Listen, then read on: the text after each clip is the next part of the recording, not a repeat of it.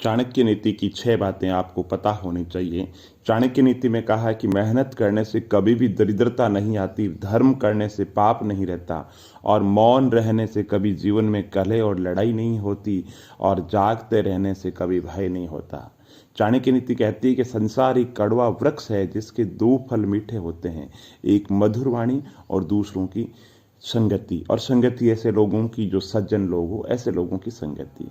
चाणक्य नीति के अंदर कहा गया है कि जिस व्यक्ति का पुत्र उसके नियंत्रण में रहता हो, जिसकी पत्नी आज्ञा के अनुसार आचरण करती हो और जो व्यक्ति अपने कमाई धन से पूर्ण तरीके से संतुष्ट रहता है, ऐसे मनुष्य के लिए संसार स्वर्ग के समान है।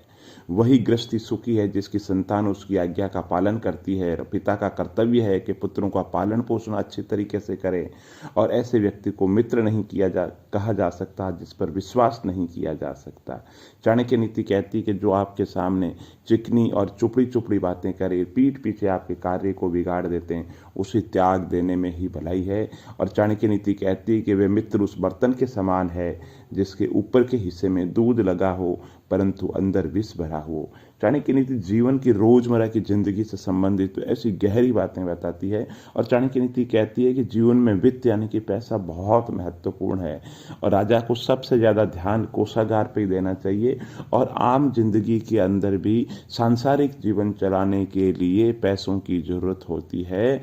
आध्यात्मिक रूप से बिरले ही लोग होते हैं जो सांसारिक जीवन छोड़ चुके हैं, उनके लिए भले ही पैसों की जरूरत नहीं हो, लेकिन गृहस्थ जीवन के अंदर पैसों की बहुत ज़्यादा जरूरत होती है।